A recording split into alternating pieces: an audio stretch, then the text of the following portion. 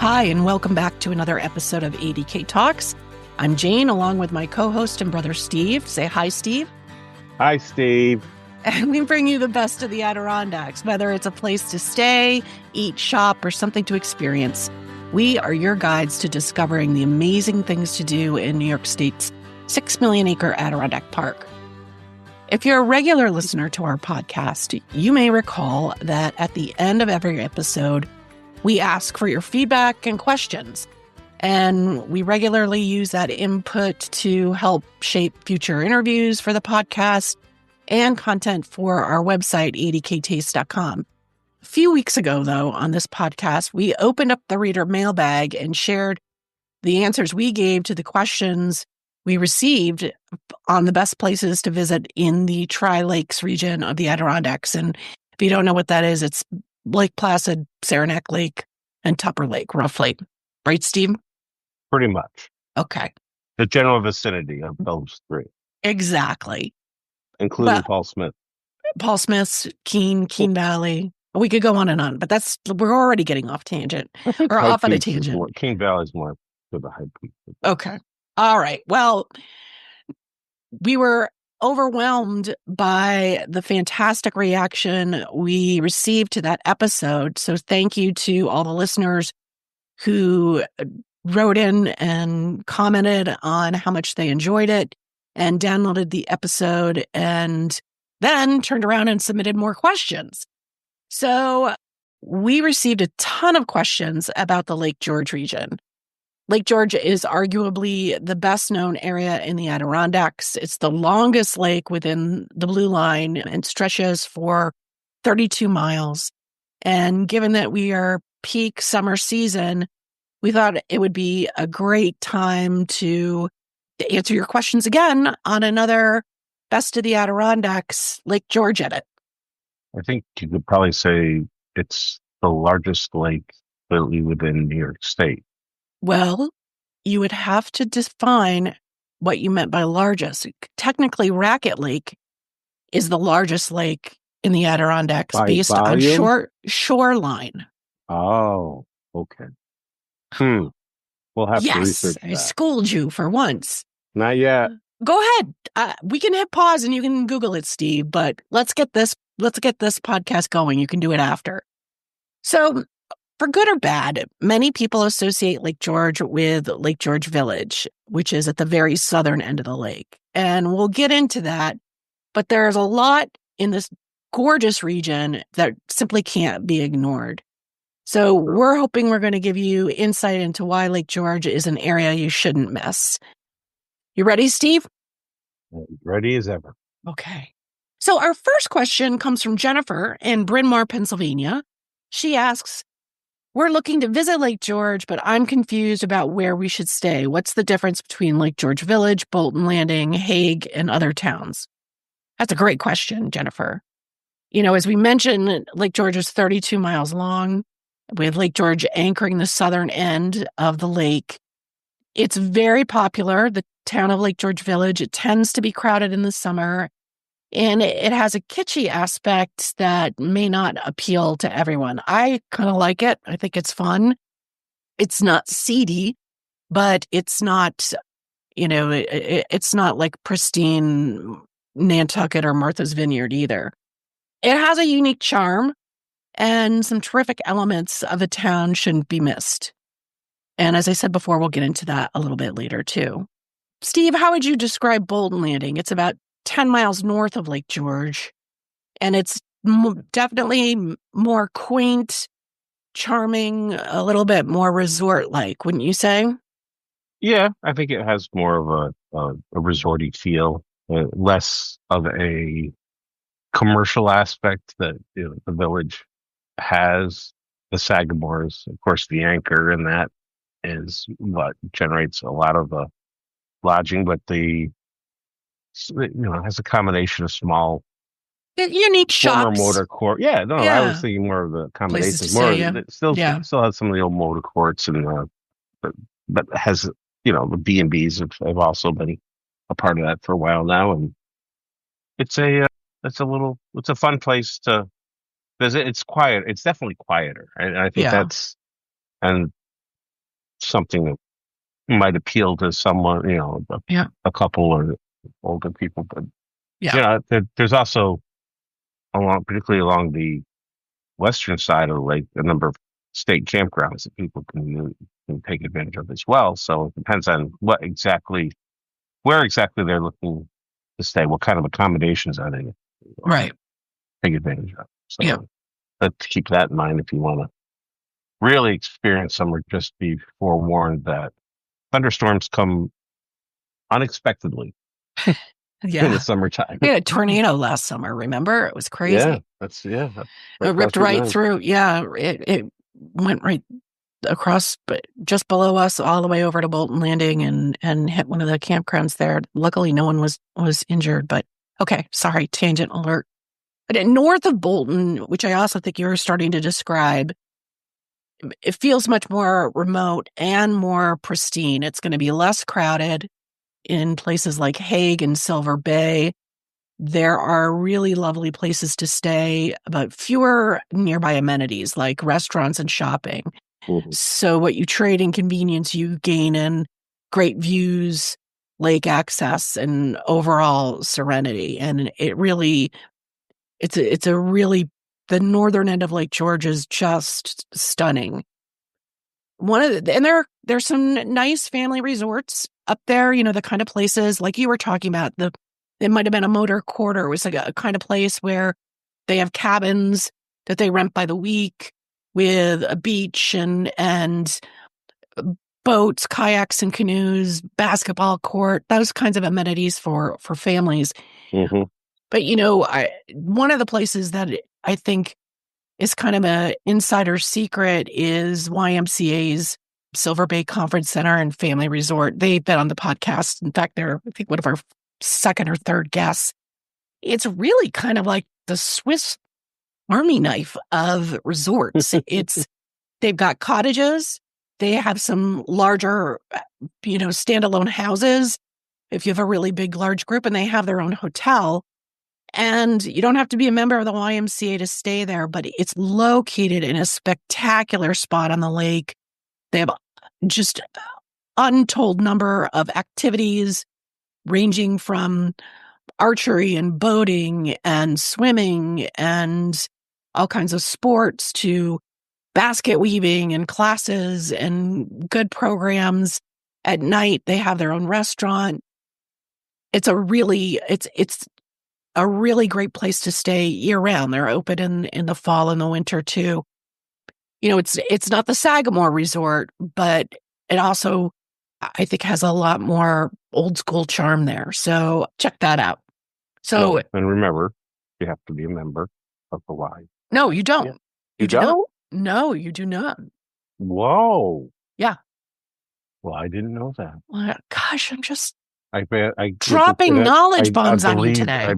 that was mentioned in our podcast with them, wasn't it? Oh, I didn't pay attention yet again. Yet again. So Jennifer, I hope that explains the basics of Lake George and the towns that surround it.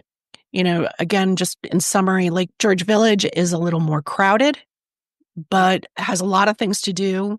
Bolton Landing, quaint, charming, a little bit more upscale.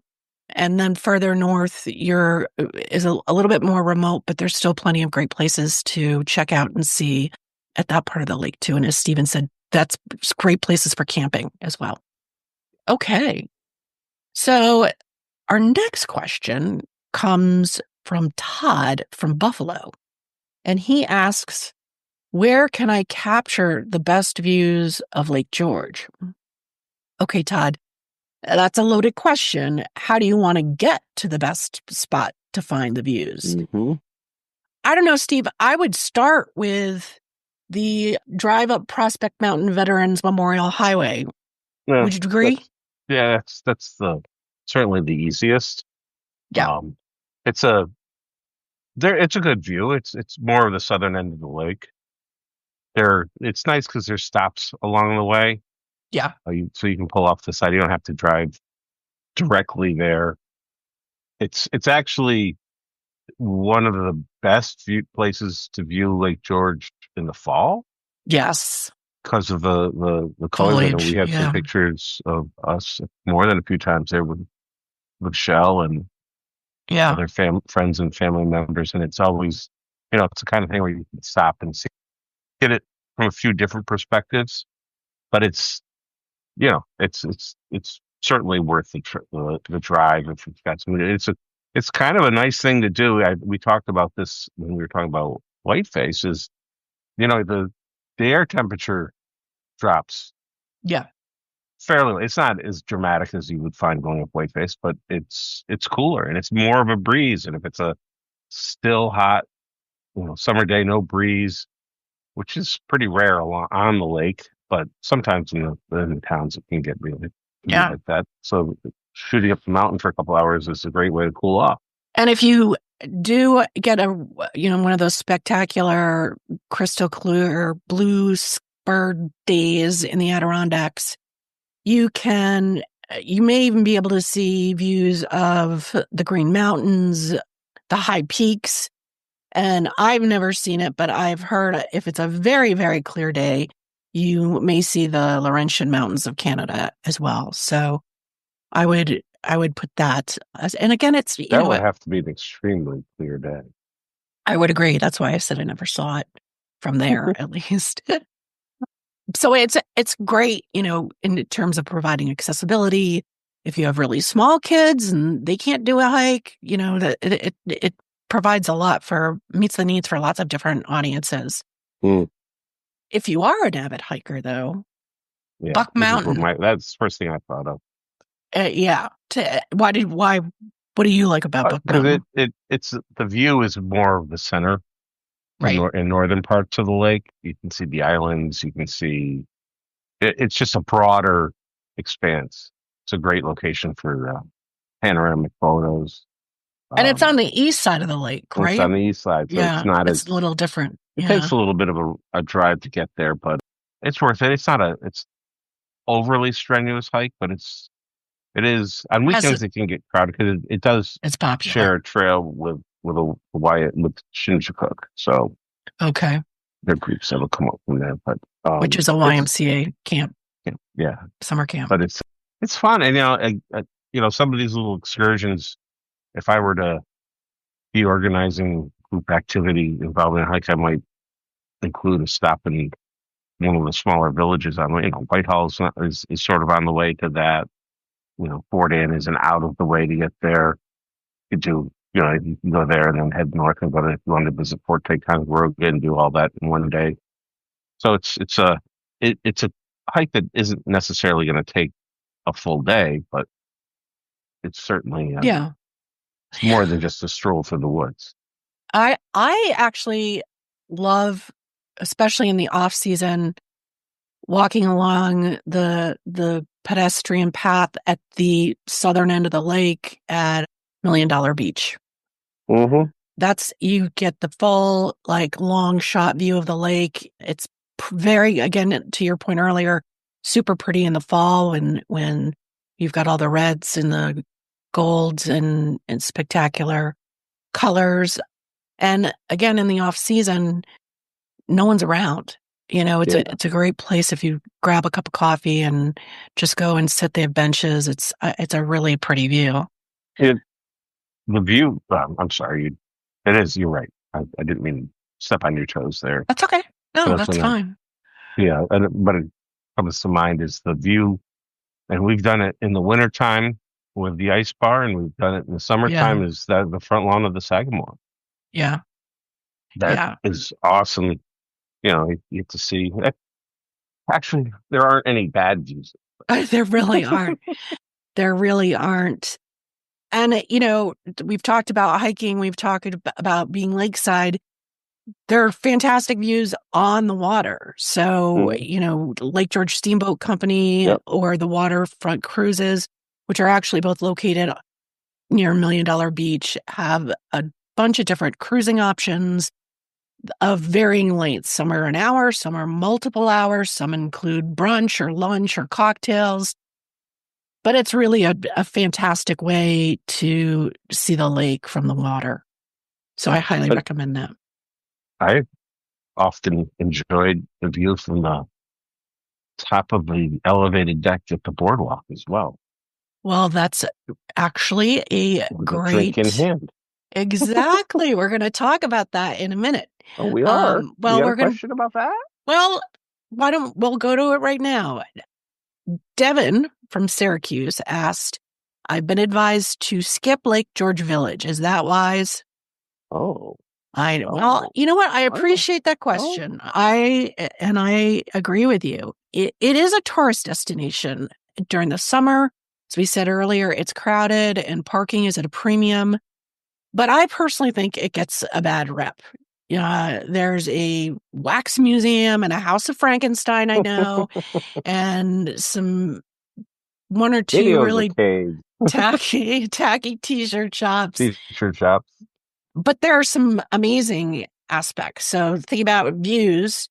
Shepherd Park, which is right in the heart Hmm. of town, is a lovely spot. And there's even a beach on as part of Shepherd Park too. It overlooks the lake in the summer. Every Wednesday night in July and August, they have live music sponsored by the Lake George Arts Project, which is fantastic. They really bring in talented acts, from all over. They've had people from New Orleans, they've had people from Brazil. They also some of the best local acts too. You can bring your lawn chair, your blanket, sit on the lawn and just enjoy a lovely summer evening listening to great live music. And on Thursday nights, the village hosts fantastic firework displays. Mm, And that's a great place to see the fireworks too. You know, you talked about the boardwalk earlier. That's a great place for a cocktail, but you're not going to encounter any Michelin starred restaurants in Lake George Village. But if you want a burger and a beer, there's some great places. There's the tap room. You mentioned the boardwalk. There's some other places, the lagoon, all offer decent, family friendly fare and great views of the water. yeah, and I family friendly. A lot of these places have to target their price point and their menus for people with children or Yeah. people traveling in groups, two families together. And if your expectation is, there's some very nice places to eat, but a lot of particularly on the lake, you're going to find are more a family type restaurant. Yeah, for sure. A burger.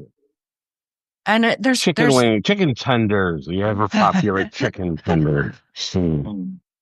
oh, there's some great cultural stuff in Lake George Village that's worth your time. Mm. The Fort William Henry Museum is I don't know if it's an exact replica, but it's a replica of the original fort used by the British during colonial times. It actually played a role in James Fenimore Cooper's famous Last of the Mohegans. Mhm. Saw a lot of action during the French and Indian War. We'll talk about this later. The courthouse gallery is a lovely. It's small, but it's overlooks the lake. It's light and bright, and they have some really interesting artists exhibits. So, and I've noticed recently there's been some new stuff coming into town. That has replaced. I think this pizza slice stuff. Not that there's anything wrong with a slice of pizza, but I think it's worth a visit. And if you do like that sort of retro kitschy vibe, you're definitely going to like Lake George Village. So check it out. Yeah, Okay. it's the kind of the answer to Devin's question really is if it's your first visit to the area, it's worth spending some time. If it's your 100th visit, yeah, you can probably skip it every Yeah. now and then. It's not, but it's when the boys were younger, we used to go down for a day or two. Well, usually just one day, and when they sort of grew out of wanting to do the arcadey stuff and they weren't ready for the museums or the anymore or seeing the fort again. I honestly thought we wouldn't return there very frequently, but we've. I think we were just talking the other day on the way back down. And we miss the going out by just Shell and I and having a happy hour at the boardwalk, sitting out and on that huge expansive deck, Yeah. and just there is that's another place where there's always a breeze, and Yeah. it isn't it doesn't get nearly as crowded as other parts of the village, and there are those little places. The Lagoon Yeah. has NFL Sunday ticket, or had it. I don't know about this season. They Yeah. have in the They're open all past, year. and that became a little, for a while, place we'd go if we were up there and there was a game we had to see. So And even though I think we're sort of focused on what's going on now, Lake George has a big winter carnival for 4 yeah, weekends, yeah, I the was whole just gonna entire say month of that, February. weather So, related. yeah, even they do these. I don't know if other parts of the country have this, but they do these really fun outhouse raises where people create a structure that's supposed to be at an outhouse. It's not an actual outhouse, and then humans pull it across the frozen lake in a race, and people go all out in how they decorate these things. There was one that was an R2D2, but even if the lake doesn't freeze, they can still do it on one of I think at the battlefield or Yeah, some rec the beach field. too. Yeah, so they even if the lake isn't frozen, there's chili contests and there's live music and there's plenty of stuff to do. That's really fun. So, okay, we are on the topic of dining. So how about, Oh, yeah. So we got this question from Michael, who hails from Hartford, Connecticut. And he asked us, where are the best places to eat in the Lake George region? I don't mind a drive, but we're looking for great food. Well, that's a tough one because it depends on the meal. There are some yeah. great breakfast spots that I would not go to for dinner. There are some great places for lunch. And we said this earlier, you know, there is not a Michelin-starred restaurant in the area, but there's some really, really good places for, excellent dining. And I would recommend, I've just been there twice in the last 30 days for different reasons and events, but Beyond the Sea and Bolton Landing. As the name implies, they offer excellent seafood entrees as well as great steaks and chops. Their fried calamari, and the other night it was a frito misto, which means mixed fried stuff, which had calamari and shrimp and those hot peppers, is delicious, very well done. And their seared ahi tuna is like sushi grade, if not better, ahi tuna that I almost dream about it. It was so good, as well as a fantastic lobster ravioli. So definitely, that whether you're staying in the southern part of the lake or in Bolton or north, it's definitely worth a trip. And another one, Steve, I was thinking was one of our former guests, Billy Truzzo in Mm. Warrensburg, which is just 5 miles up the road from Lake George Village. He is now the owner operator of Lizzie Keys, which is an historic, I think it was a shirt factory. I believe you are correct. And he's a really great guy, locally born and raised, and a survivor from the reality TV show Hell's Kitchen, starring Hmm. acclaimed chef and angry person Gordon Ramsay. Although Um, everyone says he's just lovely off Kim. I listened to him on the Smartless podcast, and he actually, he's. I think it is kind of a shtick for him to put on that angry, shouting character, but gives me a stomachache to watch him. But anyways, Lizzie Keys is great. He does an incredible scallop dish. He's got great mushroom ravioli, as long as we're talking about ravioli, an incredible ribeye, a dish that I think he created on Hell's Kitchen called Black Forest Chicken. That's also excellent. But I love his truffle parmesan salad dressing. I I don't usually have a salad when I go out to eat because you can make that for yourself at home. But I have to have it there because that salad dressing is so dang good. And they just open for lunch in the summer now. So maybe one day when you guys are up here again, we Oh can go over wow. there and have lunch. I We wish should I'd do known that. that. Ooh. Yeah. Yeah. Ooh. You know, I think we have to mention our old family favorite, the Caldwell Yeah, house. yeah, yeah. Well, first of all, what is now known as Lake George was formerly called Caldwell, That was, and it was, they didn't change the name officially until the like town, the right? Not the town. lake No, itself, I the know, I know. town of.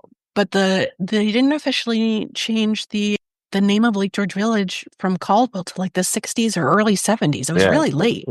was later than we would Yeah. anticipate, but yeah, it's a for me it's reminiscent of the old. I don't want to use the term roadhouse because there's a sometimes a negative connotation to that, but there was a time before the interstates where you'd find these restaurants that people would stop for lunch or for dinner and continue their trip, and they'd Right. have a cup of coffee, they'd have a couple of drinks and a cup of coffee, and on they would go, and they've really kept the feeling of that with a log cabin style building, and it's they're only open for dinner, but the food is really it's good. I don't think we've ever had a No. bad meal there. It's And they have it, like you said, it's sort of that classic American prime rib, really good prime hmm rib, shrimp scampi, the kinds of things that makes me think of when we would go out to dinner, when we were kids, maybe with our grandparents for a yeah, special yep, occasion. yep.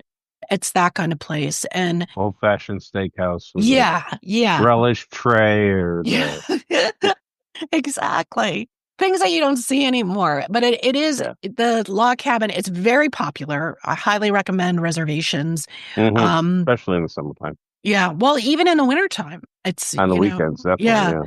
And it's really cozy in the winter because it's got a big stone fireplace. And if you can score a table near that, that's awesome too.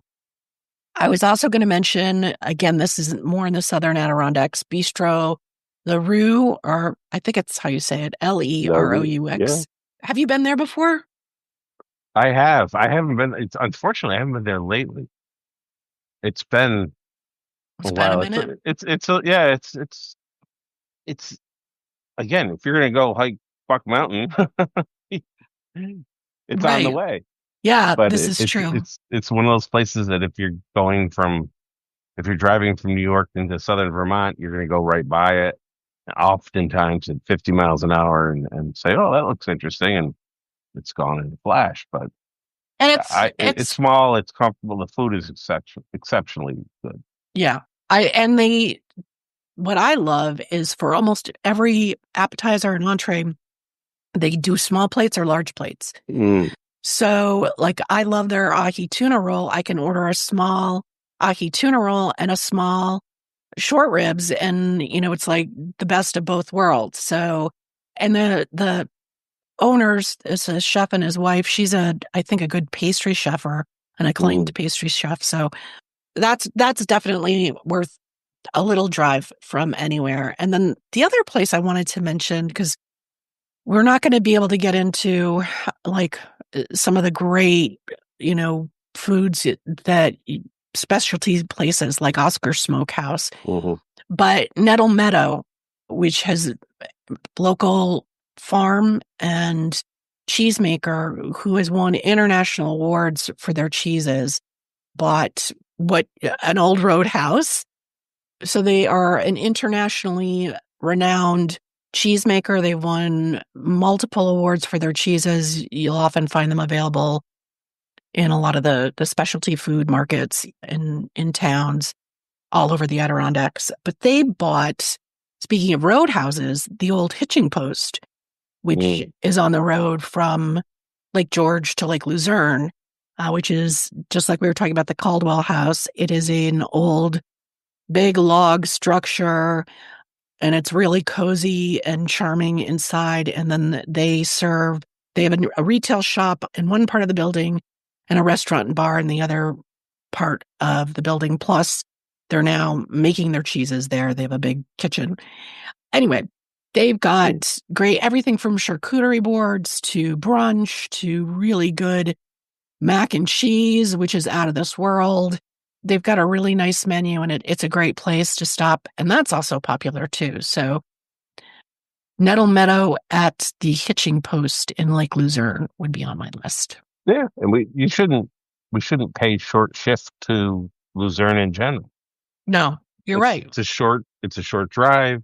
Has a lot of its own unique things going on there, and it's one of those if you're in Lake George and you want to get away from the hustle and bustle of the crowds, it's worth the drive over to check out as well. And I would also, listener, highly recommend ask people, ask the person that's, behind the counter at the store, ask the person who checks you in at your hotel, ask them where they like to go. But one other place I want to mention that. Oh, I can think of another place I want to mention. So. The Gem in Bolton Landing has really, really good barbecue. It is awesome. It's a real cute spot. Inside, they make incredible cocktails. The star is their brisket, their ribs. I mean, it's really good. And if you can get a reservation there as well. Did you have one more you wanted to mention? Well, I don't think we should. Save it for another one? Ridge Terrace. And we can save this for another one as well. But I mean, is that Rachel Ray's favorite place? I believe it might be. And that's on more the eastern side of Lake George. It's on the eastern side. Yeah.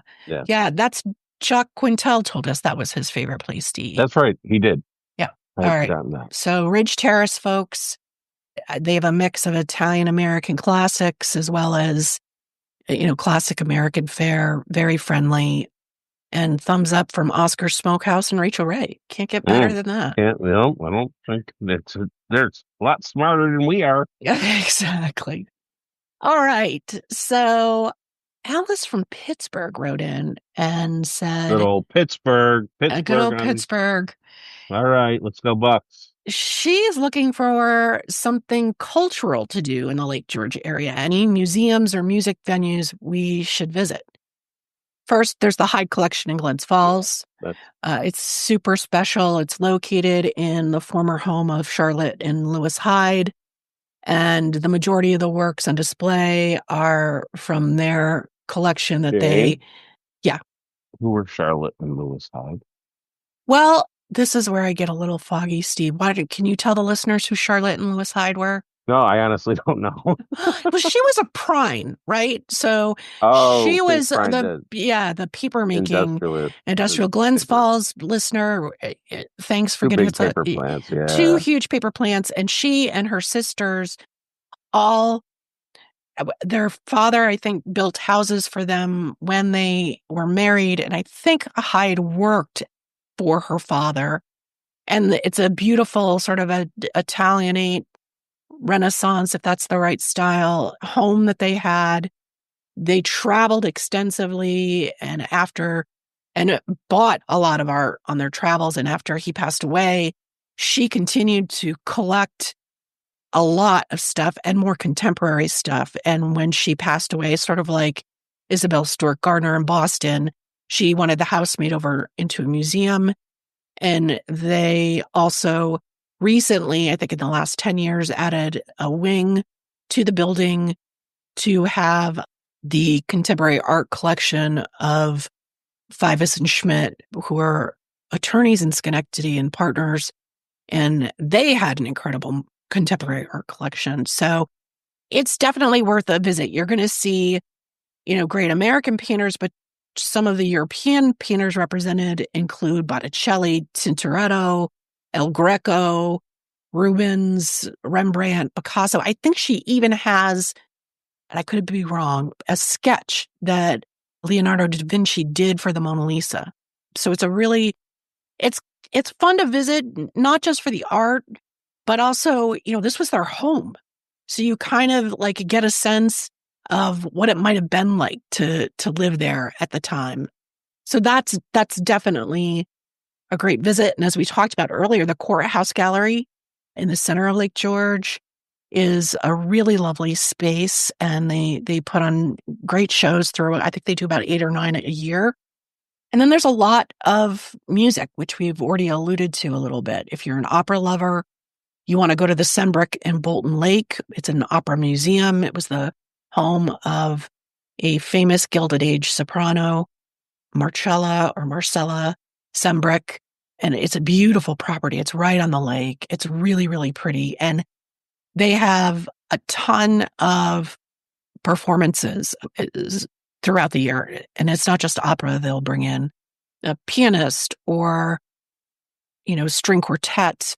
They have a really great number of events, and it's a great thing to see as well. And then in September, the Lake George Arts Project, if you're going to be here in the fall, a host this year, it'll be their 41st annual Jazz at the Lake. It's one of the Northeast premier jazz festivals. Great setting. A lot of the activity takes place again in Shepherd Park, and really it's very well regarded in the jazz community. So, there's lots to do up here that isn't necessarily about boating or hiking, which are all fantastic things to do and you should do while you're here. There's also a lot you can take advantage of. Forget our friends in Scroon. At the Seagull Festival, technically not in Lake George. That's right, Steve. But they, have been around for 110 years, and it's a vocal training program for rising opera stars and musical theater performers. And they come for, I think it's 9 weeks each summer, and they put on 4 major works during the summer, but then they also travel around and do stuff, in Shepherd's Park, at the Sembrick, at Tannery Pond Center in North Creek. I think they even were going up to Ticonderoga for something. If I recall, I hope I have that right. Mm. But they're really fantastic. So we could probably spend an entire episode talking about all the cultural events, but we don't have that time. So just check the events section at 80ktaste.com to find out what's going on. And before Stephen asks me to, I will mention that we will put all the URLs of the stuff that we're mentioning in the show notes. So if you're listening to us on Apple Podcasts, just look at the show notes, and we'll have links of everything that we've mentioned today too. All right. Oh, I think we've got 2 more questions. Do you think we have time? Probably overdone. Probably gone too long, but. All right. Well, let's do, I do want to do this last one because I think this is sort of very on topic to what we've been talking about families in Lake George. Helene from Vero Beach, Florida wrote in and asked, we spend summers in Lake George, and now our grandkids are coming to stay with us for a week without their parents for the first time. Where are the good places to take kids? And what can we do if we have rainy days? Helene. Rainy days never happens. Never happens in the Adirondacks. Oh, Helene, we feel for you. I can't imagine what it is going to be like for a week on your own with your grandkids, but I bet you'll have a ton of fun. And there are great things to do. Up Yonda Farms. Yeah, that's the one that's just north of Bolton Landing. Yeah. And they've got really fun and interesting and engaging programs and events for kids of all ages. They describe themselves as an environmental education center, and they have daily programs and indoor activities too. They have an inflatable planetarium. So definitely check out their calendar. If you want to do some kind of outdoor excursion, you didn't say how old your grandkids are, but I'm assuming you might not be, either one of you is going to want to hike up Buck Mountain. Maybe you will. I don't know. But Amy's Park Trails, which is also in Bolton, it's a nice little hidden gem in sort of Bolton's backcountry, and it's perfect for birding and wetland exploration or just enjoying the nature. There's more than 6 miles of trails that wive around active beaver ponds, so the kids might see some beavers.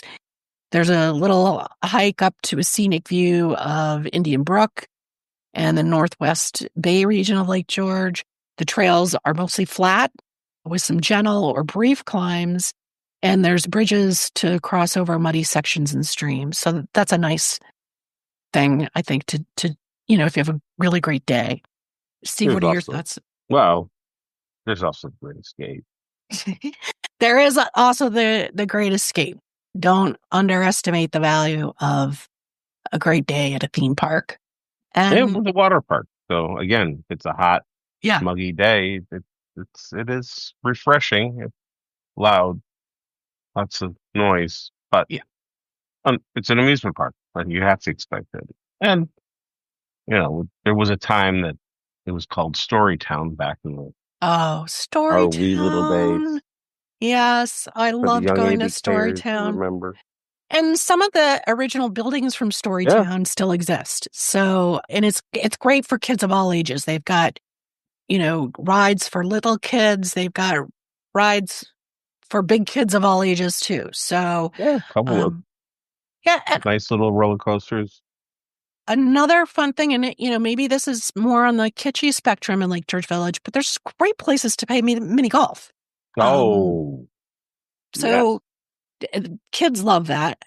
And the cruises that we talked about are all very family friendly. And then another thing, and we'll wrap this up because we've got about 8 million ideas here for this poor woman, Helene from Vero Beach, Florida. Depending on the age and the height of your grandkids, there are several places to go horseback riding. Mm. There's Mountain View Rocking Bee Ranch, which is in the aforementioned Lake Luzerne, and Circle Bee Ranch, which is about 25 minutes from Lake George Village. They're actually just outside of Chestertown. They offer great horseback riding, and in the winter they have horse-drawn sleighs. So you can bundle up, get some hot cocoa, and go on a horse-drawn sleigh ride as well. And if the weather isn't great, you might want to venture north and west to the Adirondack Experience, the museum on Blue Mountain Lake. You should do that any day, whether it's raining or not. But it's a Yeah. campus of different buildings with different exhibits that really beautifully tells the story of the Adirondacks and is a lot of fun. They've got really cool, fun, interactive exhibits for kids. And frankly, I took two my good friends there for the first time, and they really got into all the kids' stuff. There's a scavenger hunt and stuff like that. So kids love it. And so do older generations. And then if you're really desperate, there's lanes and games in Lake George, and you can bowl, take the kids bowling. And you could also, I think people forget Adirondack Extreme. Yeah, that's a good Zip one too. line, ropes course, and that's just on the road if you're going on the south side of Bolton. So it's not it's in between the Northway and Bolton. Yeah. Pretty much, and that'll eat up a whole day with kids. Yeah. We've taken the boys there when they were younger, and when they had exchange kid students from Holland and Yeah, yeah. Germany. That was Germany. always something they wanted to do. Is there an age requirement there?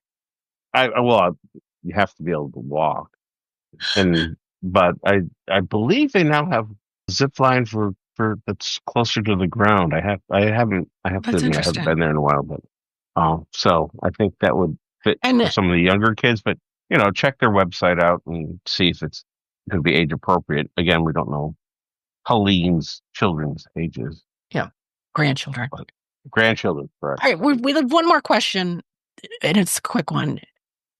Dave, who wrote from Summit, New Jersey, asked, where can I rent a boat for the day on Lake George? So, uh, to be candid, we like to leave the driving to others on Lake George.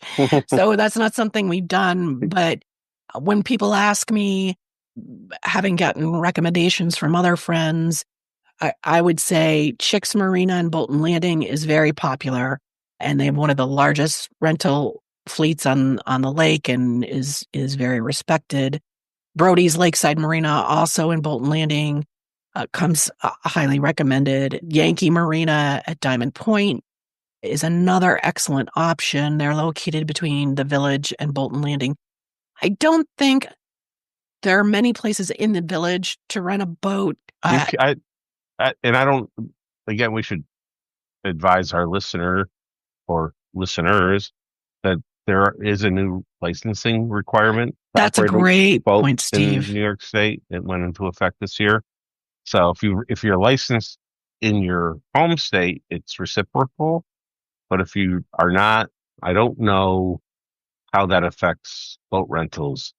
But there previously you could rent pontoons down near right out in the village there, right at the edge of Shepherd's Park, the southern edge. I don't remember the name of the restaurant that's right there, but I believe you can still get some boat rentals in the village. But the licensing requirement will be That came into effect this summer. And it was, and just so you know, listener, it's not because we believe in a lot of bureaucracy in New York State, although many people feel that way.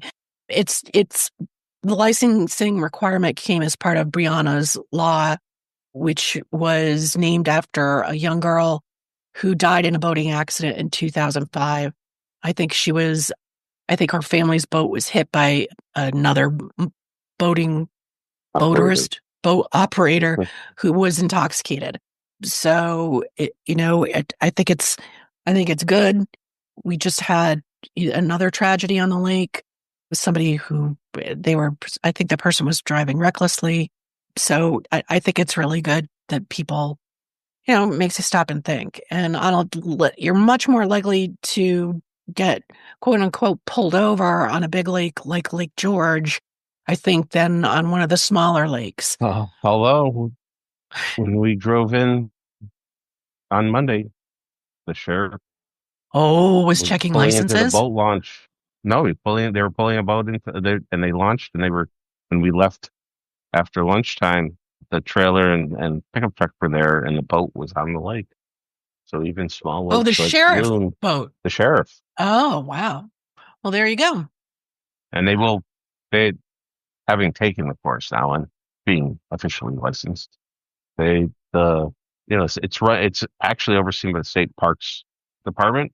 So there are many branches of law enforcement that can ask to see your license and registration for your watercraft, and that includes jet skis, even a canoe. If you have a motor attached to it, is then becomes a motorized, Vehicle. um, not a wheel, Well, it is a watercraft. vehicle. Well, It is but something that gets you from one it's place it, to it, it's another. it, it's a broad. It's not just like you're driving down the road and it said who's this guy with the light. It's there are sheriffs, state police.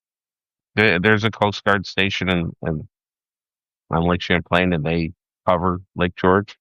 Oh, okay. So it's any number of enforcement agencies that particularly now that it's new, will be stopping people and asking them about their Yeah. Good and to know. checking life preservers and Right. So it's not when fire if you're extinguishers and thinking other. about, and Dave, we don't mean to imply Not that you're dissuade reckless you. or don't know what you're doing, but there's a lot more to just renting the boat. You've got to have the life preservers, as Steve said, and the licensing. It would be interesting. Maybe that's a good idea for our future guests for the podcast, Yeah, is somebody from one of the Marines talking about that. Okay. I will put that on the list. yeah, All right. no, good idea. I think we're out of time. And again, we've scratched the surface, maybe gone a little deeper than just the surface, but listener, be sure to visit 80ktaste.com for more tips and recommendations for the Lake George region. However, we hope that we have given you a taste of all that the area offers. And if you know somebody who's heading up here, please share this episode with them and spread the Absolutely. knowledge. Steve, we always ask our guests to name their favorite spot. And since it's just you and me today, what's your little favorite hidden gem in the Lake George area? I think I've shared them all. Damn it. You know, I was thinking I've given up so many. The one that my lead to would have been the happy hour at the boardwalk, and that might explain a little bit more about me than I should be sharing. But there is Lake George is known as the Queen of America's Lakes, and there is a bakery called Queen of America's Cakes, the Lake George Bake, Oh, and I did not know that was their tagline. they have a wonderful pastry selection. The cakes are very good. The hard rolls are really nice. Yeah. And if you find yourself in beautiful downtown Lake George, tucked off of Canada Street, about a block. I think it's on Amherst. So it's just off of Canada Street on Amherst on Street. a little alleyway. There's sort of opposite the courthouse. Yes, exactly. They're worth a stop in for a little nosh, or someone's having a birthday or a celebratory. What are those fudge cookies that you always get? Fudge fancies? They are the originator of the fudge fancy. It was a cookie that started from a bakery in the Capital District, the Vanilla Bean Bakery, and they got transferred up to them, and their fudge fancies are far and away the best. There are imitators, but no one has been able to duplicate it. Thank you for mine. I've forgotten all. Can't believe I stumbled over that one. This has been a day of triumph for you, Jane. I know. So I think we better quit while I'm ahead. So, listener, again, thank you for tuning in to 80K Talks. If you've enjoyed today's episode, please rate and review us on your favorite podcast platform. It helps others looking for insights and intel on the Adirondacks find us. And if you know someone, as I said earlier, traveling to the Lake George area or the Tri-Lakes and High Peaks area, please forward these episodes to them so they can gain from our insights. It sounds a little self-important, but... Doesn't. Well, we're coming from you with this. Be sure to sign up for our newsletter if you visit our website, 80ktaste.com, so you never miss an update. So until next time, keep exploring and experiencing the best of the fabulous Adirondacks. Take care. Bye-bye.